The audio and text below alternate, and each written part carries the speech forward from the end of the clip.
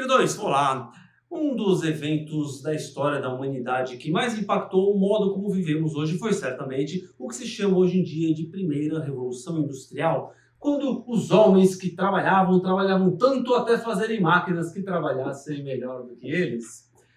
E com isso começou-se o processo de industrialização das cidades e com isso o mais impactante êxodo rural da história da humanidade. Ou seja, as pessoas simplesmente saíam do campo para ir às cidades em busca de empregos nas fábricas. Lógico que as relações trabalhistas eram incipientes e consideradas aos olhos de hoje absolutamente vergonhosas, mas os trabalhadores iam para lá, porque afinal de contas ganhavam mais do que a simples batata que plantavam no campo. Isso trouxe para as cidades um número absurdo de pessoas muito acima do que elas eram capazes de absorver. Isso causou inúmeros problemas, inclusive de ordem médica. Afinal de contas, os sistemas de higiene eram muito ruins e algumas novas doenças, como por exemplo uma epidemia de câncer de testículo em adolescentes na Inglaterra. Afinal de contas, os meninos de 9 a 12 anos eram capazes de entrar no interior das chaminés para fazer limpezas e com isso serem expostos a substâncias carcinógenas até então desconhecidas. A capital inglesa da época acabou se tornando um antro de pedintes e pessoas vivendo em condições absolutamente miseráveis. Mas, como eu costumo dizer, a miséria humana não ocorre em um acorde só. Ela se manifesta em várias áreas da humanidade ou, em alguns casos, da desumanidade. Afinal de contas, uma das atitudes que se tornou relativamente praxe na época era o abandono de crianças recém-nascidas. Sim, crianças vítimas de gestações não planejadas, como se prefere dizer hoje, eram simplesmente abandonadas à sua própria sorte, ou, para ser mais exato, à sua própria morte. Se você acha que isso é uma prática absurda, bárbara, medieval, é interessante lembrar que até hoje esse tipo de atitude é realizada aos milhões no mundo inteiro, em clínicas de assassinatos de bebês, onde o resultado final é o mesmo, a morte daquele que foi, entre aspas, culpado por uma atitude do qual ele nem poderia ter participado, mas paga com sua própria vida. A diferença é que na época você ainda conseguia ouvir o canto final do lamento das crianças. Terrível, né? Outra coisa que é interessante lembrar é que abandono de crianças recém-nascidas não desejadas, ou como se diria em inglês, foundling children, sempre ocorreu na história da humanidade. Quem o diria o bíblico personagem de Moisés. Mas naquela época, no início do século XVIII, as estatísticas oficiais chegavam a citar mais de 1.000 crianças abandonadas por ano na capital inglesa. Lembrando que esse tipo de atitude criminosa acaba sempre sendo subnotificada, mas temos uma ideia de que pelo menos 3 crianças eram abandonadas por dia na Londres da época. Realmente, parte desta população andava sob as trevas.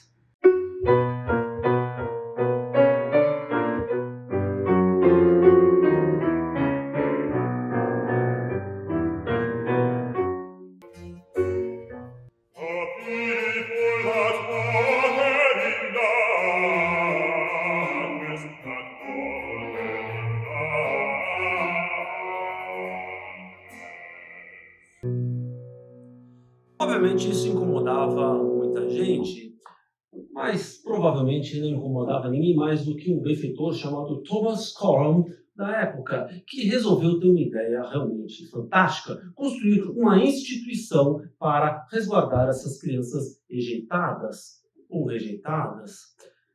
Mas a simples vontade dele, mesmo que tenha durado quase 17 anos, não era suficiente para colocar em prática um projeto tão ambicioso como construir uma instituição, no caso, um hospital, para receber essas crianças. Era necessário mais do que isso, ele precisava de dinheiro e, obviamente, foi bater na porta da aristocracia enriquecida pela industrialização. Recebeu inúmeras negativas, até que ele teve uma ideia genial. Foi conversar não com os senhores, mas sim com as senhoras. Conversou com uma moça que tinha acabado de dar à luz, ainda estava com a criança no peito, ela tinha 18 anos e ele mostrou a ela o seu projeto. A moça ficou, obviamente, interessada no projeto e começou a espalhar essa ideia entre as mulheres dos aristocratas, mostrando que na Inglaterra daquela época era a mulher que mandava em casa, na Inglaterra daquela época, né? Mas isso ainda não era suficiente, mesmo que os aristocratas começassem a fazer doações para levantar fundos para a instituição. Mais alguma coisa precisava? Fizeram um abaixo-assinado com as 30 maiores personalidades da época e começaram a ter o apoio da coroa inglesa. Aí sim o projeto começou a tornar-se viável. Mas ainda assim, isso não era suficiente. Era necessário algo a mais para motivar as pessoas a encamparem o projeto. Mas isso ainda não era suficiente. Era preciso algo a mais para convencer as pessoas a realmente fazerem doações. E para isso o pessoal começou a usar a arte. Inicialmente, um pintor chamado William Hogarth, que era muito famoso na época, não apenas pela qualidade das suas pinturas, mas como pela particular vontade que ele tinha de colocar, digamos assim, a aristocracia em xeque, mostrando algumas hipocrisias da época, e ele começou a fazer algumas vernissagens para continuar levantando fundos.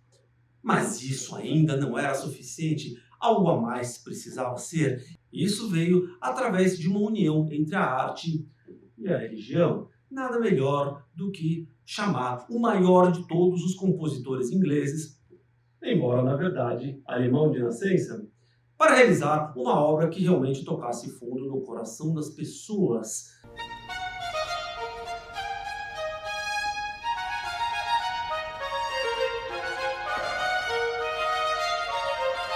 Sim, um oratório, uma forma quase operística de representação de histórias, no caso, histórias da Bíblia retratadas em música. E quais seriam os trechos mais adequados da Bíblia para retratar este projeto? Nada melhor do que o nascimento do menino Jesus.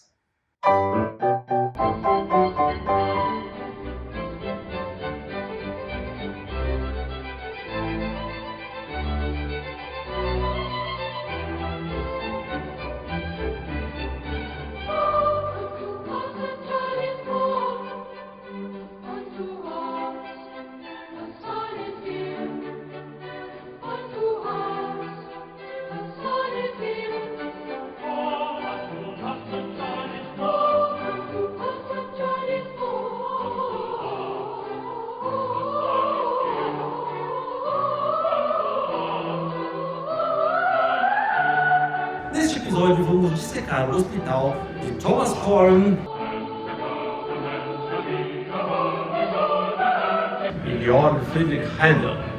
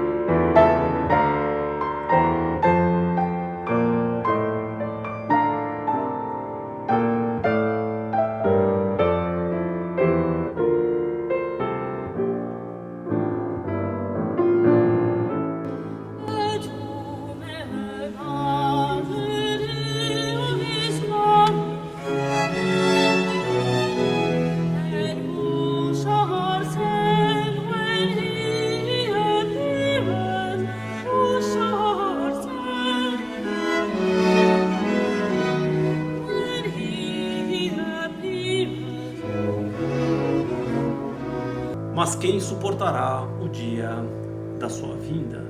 Se você for a um moderno hospital de hoje em dia, vai se deparar com uma área do hospital que se chama hospitalidade. Engraçado, né? Hospitalidade de um hospital. Ninguém vai no mecânico e pergunta da mecanicidade. Mas, enfim, é fácil entender este conceito analisando-se a origem da palavra. Hospital vem de ospedale, que significa hospedar, que no sentido original era de acolher na sua própria casa pessoas que você não conhece, geralmente porque estavam em situações de vulnerabilidade ou então peregrinos, como ficaram bastante conhecidos na época tanto das cruzadas quanto em peregrinações religiosas, como na história do Monte São Michel, ou eventualmente até hoje em dia os tais dos peregrinos dos caminhos de Santiago de Compostela.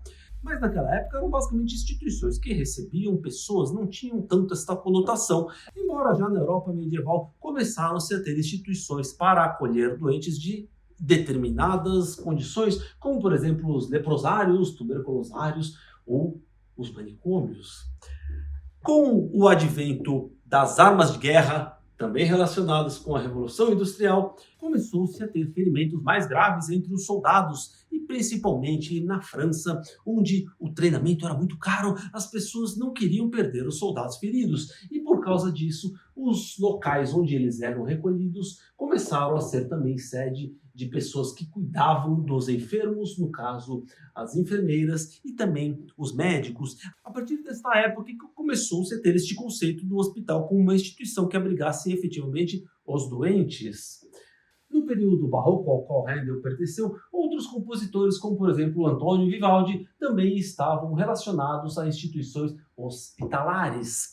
E talvez um dos últimos hospitais que tem esse nome, mas não tinham esta função de proteger doentes, foi justamente o Foundling Hospital de Londres, ou o hospital para essas crianças rejeitadas, do qual estamos falando.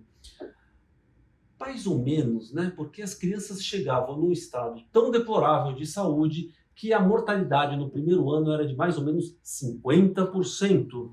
Mas para falar dessa história maravilhosa relacionada ao Hospital das Crianças Rejeitadas, vamos chamar um grande especialista em Georg Friedrich Händel.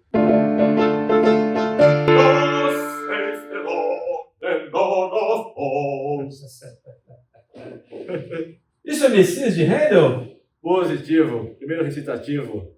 Thus saith the Lord of Hosts. O que eu estou querendo dizer? A palavra de Deus, dizendo que ele vai começar a chacoalhar o mundo, vai chacoalhar os desertos, os mares, as nações. E alguém está falando? Seria como se fosse a voz de Deus. Queridos, hoje é um dia especial, porque está aqui meu amigo de infância, Grand Doctor. Grand Sir, Grand Doctor. Nós nos chamamos mutuamente de Grand Sir e Grand Doctor, mas aqui ninguém é Grand Sir, ninguém é Grand Doctor, nenhuma. Uma inspiração lá do passado, os 15 anos que eu tive os maestros. Sir Malcolm Sargent, Sir Elgar, Sir Charles Mackerras, por aí vai. Mas Fábio é não apenas meu amigo de muitos anos atrás, de 1985. Sim, 40 anos ano que vem. 40 anos ano que vem. Como nós fomos grandes conhecedores da música erudita de maneira, diria que até simultânea, né? Ele um pouco antes foi me apresentando aqueles bolachões, né? Os LPs, etc e tal. Bom, e o destino quis que, por acaso, o Fábio tornou-se um grande fã de Handel. E ele é daqueles que vai fundo na história. Mas antes de mais nada, queria perguntar, quem foi Handel? E aí, Handel, Georg Friedrich, como é que se pronuncia o nome do camarada? O nome de batismo, nascido na Alemanha, Halle, foi batizado como Georg Friedrich Handel. Em 1727, ele se naturalizou inglês, já estava em Londres já há muito tempo, e resolveu obter a cidadania, que abriria um campus para ele, por ele mesmo ele foi atrás da cidadania, e se tornou então Georg Friedrich Handel.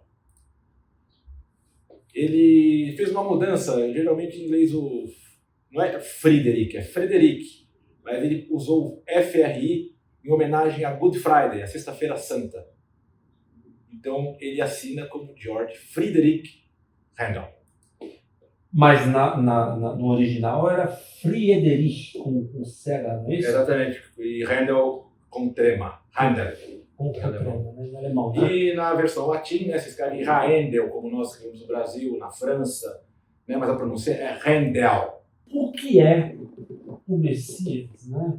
O que é o oratório o Messias? Bom, o Messias ele é dividido em 3 partes.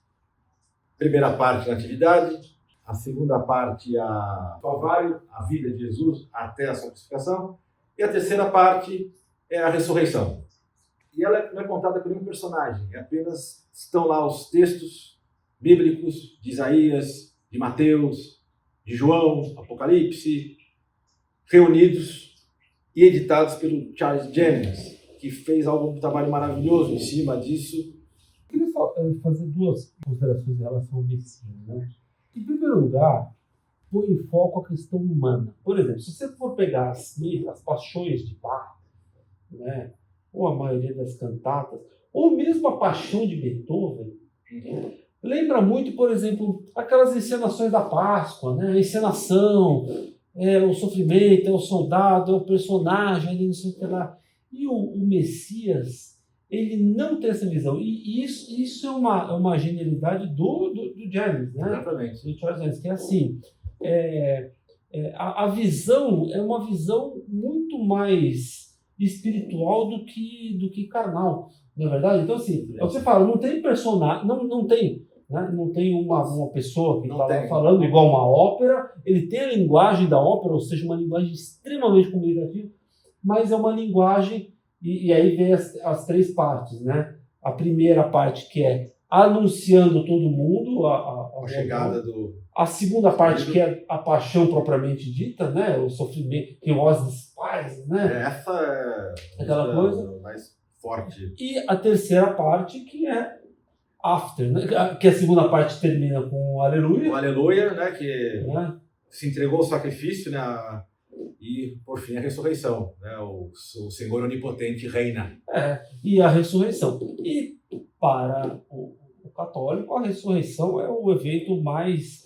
é a pedra angular, né? Porque eu brigo, eu falo, nascer todo mundo nasce. Agora, ressuscitar é outro detalhe.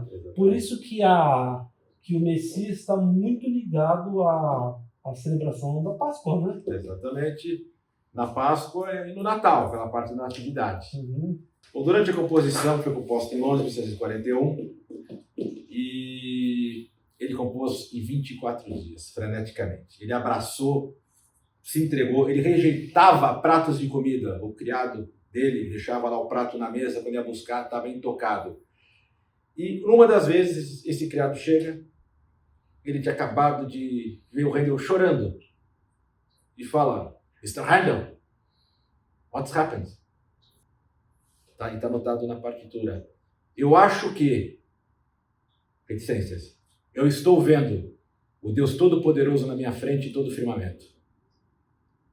E mais tarde ele disse, né, falando o que ele sentiu durante a composição. Ele falou, às vezes meu corpo estava presente, às vezes não.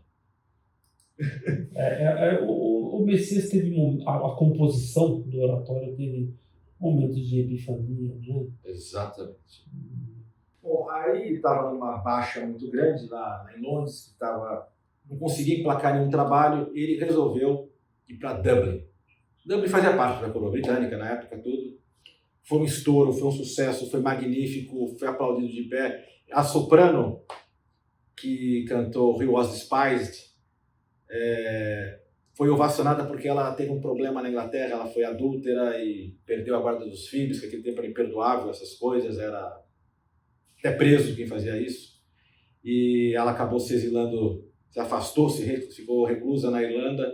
Quando viu ele era muito caridoso, ele não se portava com essas coisas, ele pegou ela e falou, não, vem aqui. E estava um sacerdote anglicano lá assistindo, se levantou e aplaudiu depois do He Was Despised, né? Deus, livrai essa mulher de todos os seus pecados. E ali ela foi tipo que abençoada e recolhida, e depois começou a estourar em sucesso, trabalhou com o Handel o resto da vida.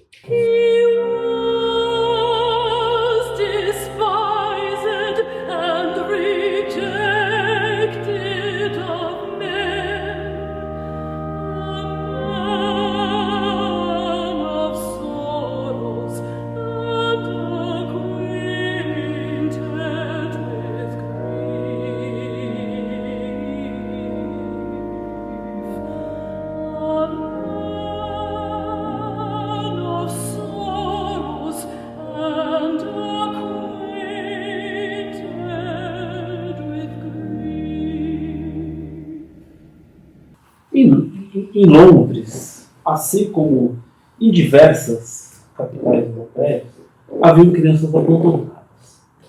Londres, naquela época, vivia uma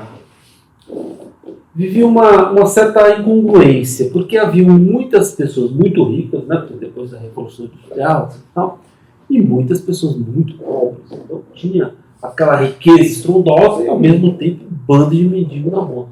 Havia casos que a moça muito pobre, que veio do campo muitas vezes, ela engravidava, e a gravidez fora do casamento era uma desonra, era um caos, né? Era uma desonra assim. Outras cidades europeias já tinham instituições assim. Então, Paris já tinha, Lisboa, outras, mas Londres não tinha. 30 anos antes já tinha, e Londres não tinha. Os orfanatos de igreja não prosperaram, os orfanatos de trabalhadores não prosperaram. Tinha um capitão de navios, chamado Thomas Corr, e ele estava indignado em ver nas prisões as crianças, bebês abandonados, morrendo.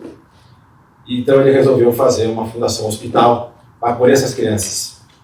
Fez lá a roleta, né, a berlinda, para as mães que não queriam os filhos deixar lá, e ele, nessa fundação, dava toda a educação, desde o bebezinho até a adolescência. Educação, tudo do melhor, comida, roupa, boas acomodações. E aí o Thomas Corr, ele ficou muito chocado com essa situação. E ele também foi casado com uma mulher da qual eles não tiveram filhos, né? Ela morreu, eles não tiveram filhos, etc. Ele foi para os Estados Unidos, para Massachusetts, né? Para tentar fazer lá o negócio, mas não voltou. Mas mesmo lá ele teve contato com alguma coisa, com alguma atividade filantrópica, né? Que era, se não me engano, algo para ex-marinheiros, alguma coisa assim. Bom, resumo, quando ele voltou para a Europa, para a Inglaterra, ele quis fazer esse hospital. E você sabe que demorou 20 anos. 20 anos. O negócio é enorme. Era enorme, né? Depois... Não, 20 anos para conseguir lançar a pedra filosofal. E por quê? O que acontece? Ele começou a pedir dinheiro para as pessoas, para os nobres. E porque ele viu que era uma empreitada que ia ser cara. Né? Aí vem a tal do... Ele viu que uma empreitada ia ser cara.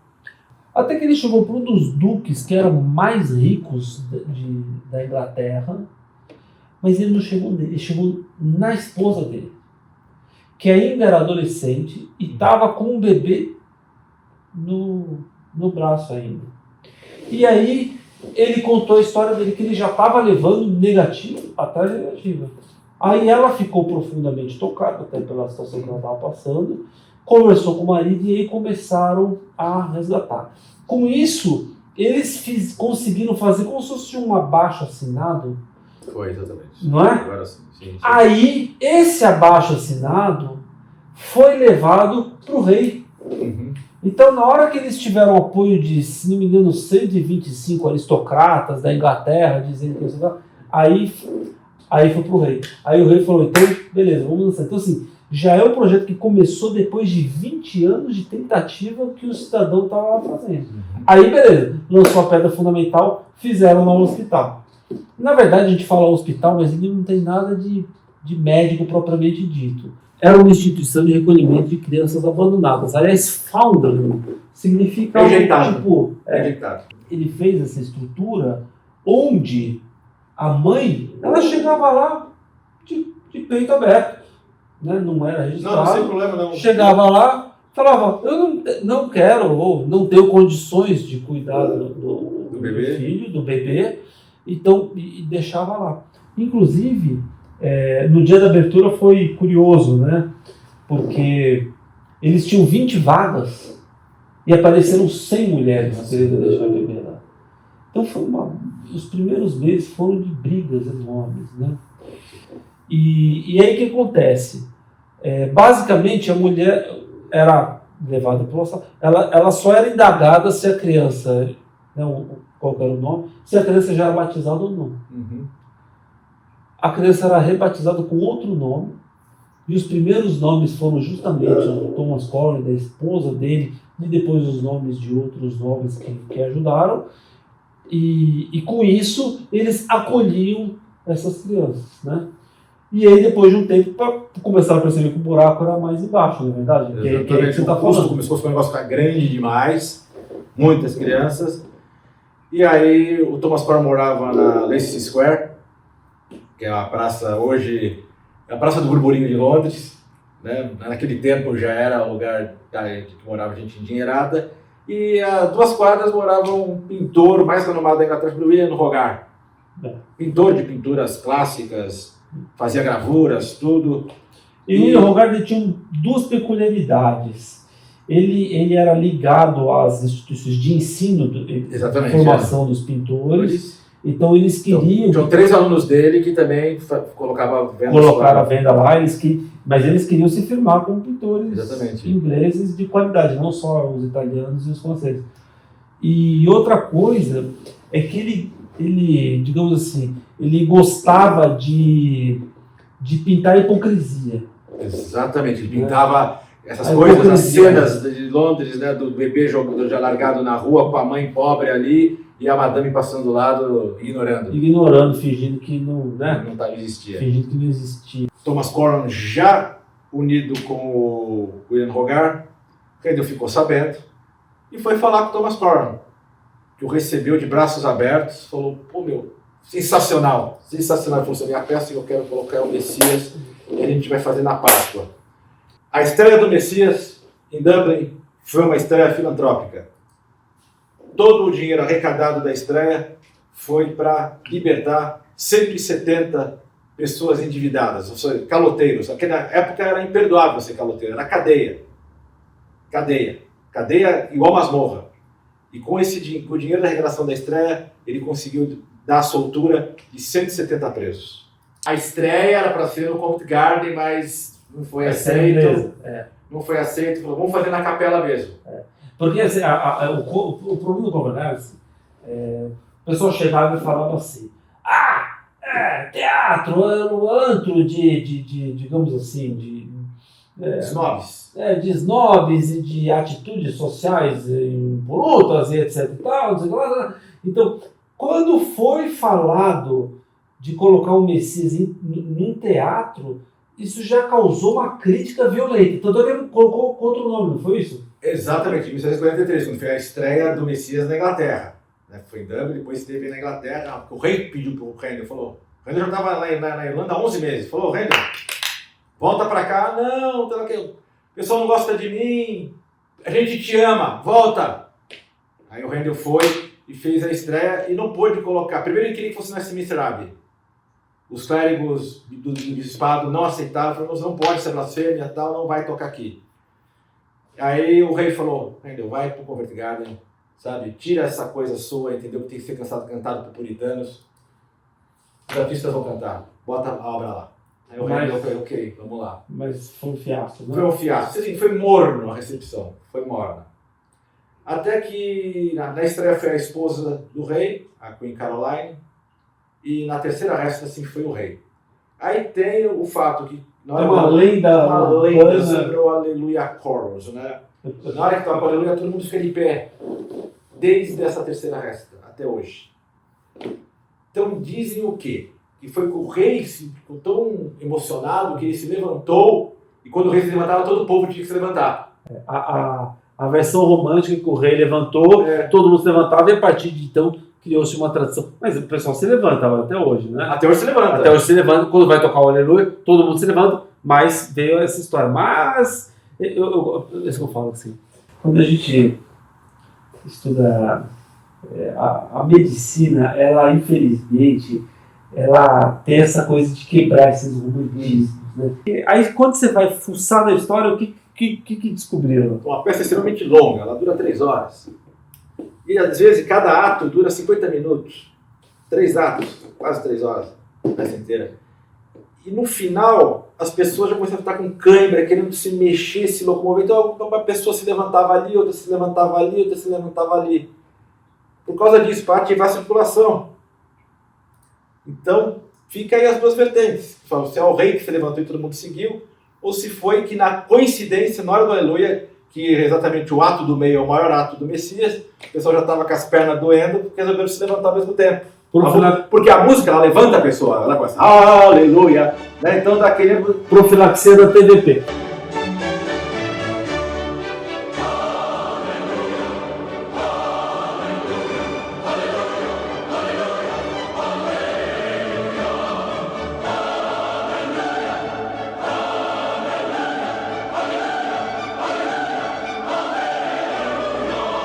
Tem uma coisa que é triste, né? Alguns dados, até epidemiológicos, são tristes, né? Um deles é que eles calculavam em mais ou menos 1.000 crianças abandonadas por ano em Londres, né? Tipo, mais de 3 por dia, né? É bastante. Em segundo lugar, mesmo no hospital desrejeitado, no Foundling Hospital, a taxa de mortalidade era de mais ou menos 50%. Só que assim, 50% é pouco perto dos quase 98% que eles tinham nas outras instituições, que eram tipo os orfanatos lá que tinham as nurses, que eles chamavam de nurses of cure, né? Porque morreu praticamente todo mundo, né?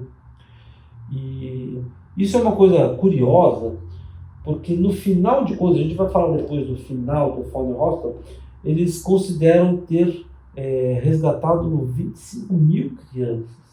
Para eles terem resgatado 25.000 crianças, significa que no mínimo 50.000 teriam sido abandonados naquele período lá. Exatamente. E eles tiveram resgatado. Mas em resumo, eles precisavam de comida, precisavam de coisa lá para dar, né? E aí veio a história do Messias e depois do Hogarth. Como é que foi aí?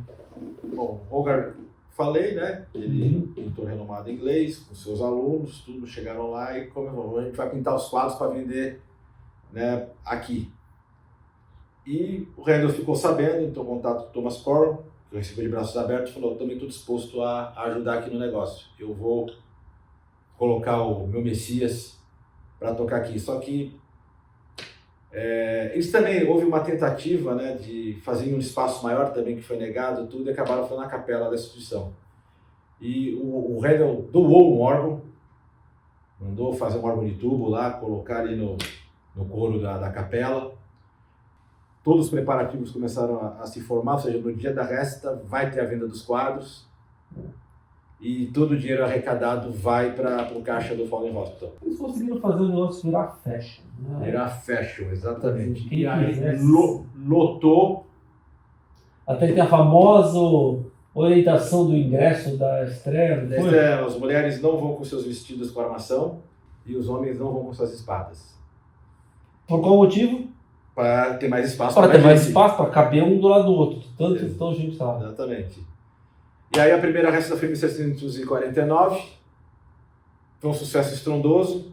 Aí veio em 50, 51, em 52 ele fez uma modificação na peça para deixar ela um pouco maior na orquestra, colocou um naipe de 5 cantores.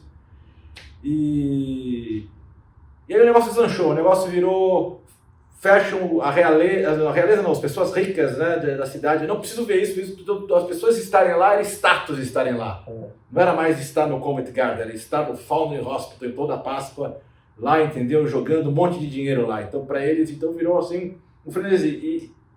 E você vendo assim, na história, foi um dos maiores atos filantrópicos de arrecadação de dinheiro para um fim da história. Na verdade, eu até vejo de uma maneira diferente. Se você pegar, por exemplo, a história de inúmeras universidades, até norte-americanas, né, o que eles fizeram ali foi criar um tipo de filantropia que não existia. Exatamente. Né? Que era a filantropia que quer colocar a arte com a música e a Exato. cultura. Música, pintura e cultura junto para arrecadar dinheiro da aristocracia que estava com o olho fechado para esse problema que era evidente, né? Mas além disso é um modelo que eu acho que impressiona, porque assim o Randall era uma pessoa para ele a filantropia era natural. Exatamente. O Hogarth, alguns discordam, Porque existe uma questão que é muito simples. A filantropia, em teoria, é uma via de mão dupla, né? O próprio Messias se beneficiou disso. Exatamente. E tanto assim como as pinturas do O Messias, né, explodiu e virou até patrimônio britânico. Britânico, total. Então, assim, uma coisa é ser bom para todos os envolvidos. Exatamente. Outra coisa é você fazer com a intenção apenas de ser bom para o seu lado. Mas, de qualquer jeito, com todo o histórico de Handel, etc. e tal, esta filantropia relacionada ao Foundling Hospital, ela foi uma filantropia natural para ele, porque isso era parte dele. Para ele, esta caridade era natural, né? E aí você entra em valores religiosos, né? De se doar, né? Assim, o que é o amor bíblico? É doação, né? Você fazer... Handel dizia, né? Eu li a Bíblia, eu entendi o que estava escrito lá e eu cumpri. Tenho que ajudar os pobres e os órfãos. Inclusive o próprio coat of arms na brasão do Foundling Hospital, quem desenhou foi o Hogarth, né? Uhum. E está escrito embaixo Help.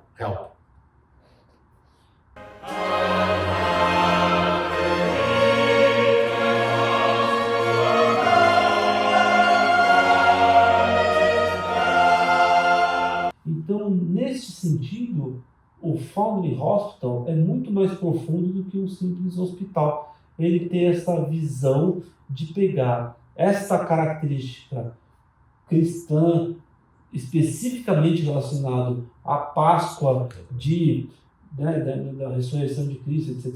E daquela doação de si próprio para o prol da humanidade, para fazer com que isso vire uma coisa da sociedade, né? Natural.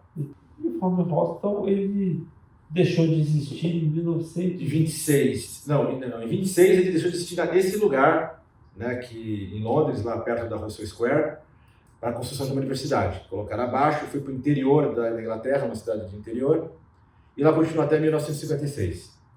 Mas a entidade não acabou.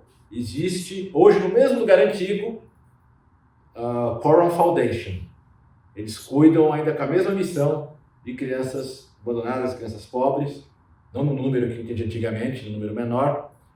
E a única parte remanescente da construção que sobrou do original é o museu do Foundling Hospital, que tem o famoso Salão Verde, Rococó, onde Hogarth, Coram e Handel se encontravam para, meses antes das performances, fazer essa tratativa de como ia ser aquele ano, o próximo ano e assim por diante.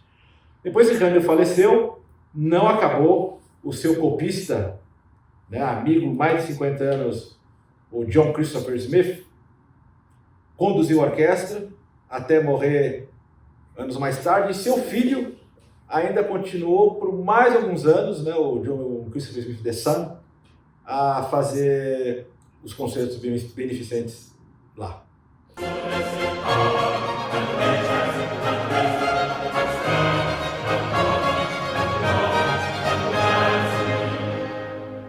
A última semana de vida dele. Então, ele fez o seu concerto no Foundling Hospital. Ele já não regia. Em 1754 ele parou de reger porque ele não tinha mais condições físicas, a cegueira, né? Ele ficou cego. Mas ele, entre um entreato e outro do Messias, ele ia lá no teclado do órgão e ele tocava lá os concertos de órgão dele. Concerto para órgão e orquestra. E aí teve o concerto no Covent Garden, que ele regeu e saiu exausto daquele dia.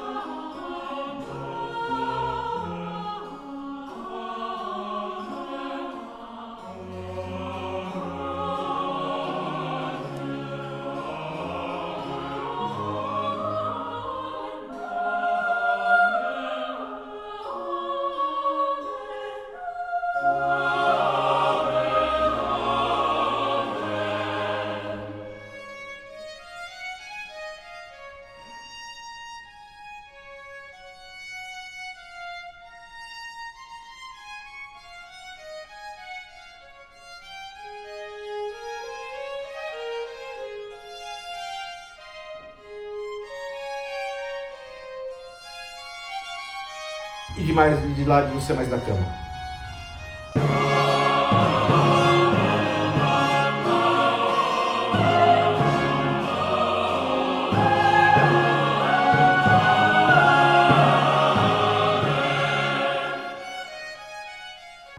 E tem uma outra vertente que eu acho muito romantizada, que tem a versão do Westminster na quinta-feira antes da Sexta-feira Santa, que ele saiu de lá e saiu carregado para a cama, entendeu? Mas o pessoal já fala que não considera que ele não foi mais visto nas ruas de Londres por uma semana antes de morrer.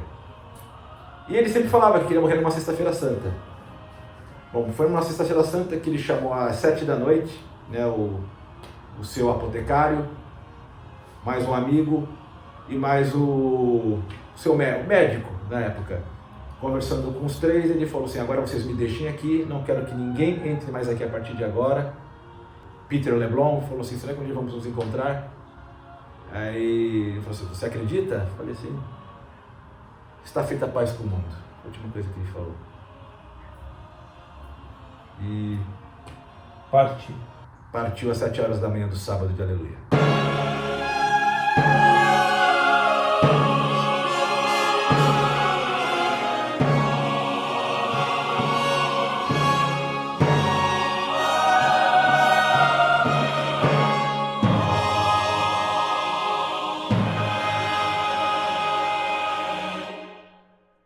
Por fim, na última alteração de testamento, ele pediu que seu corpo fosse enterrado na abadia de Westminster, e assim foi realizado, e lá ele está até hoje.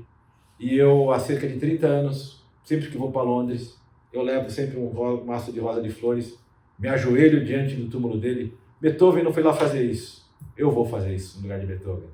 Toda vez eu vou lá, me ajoelho, honra, respeito o meu mestre.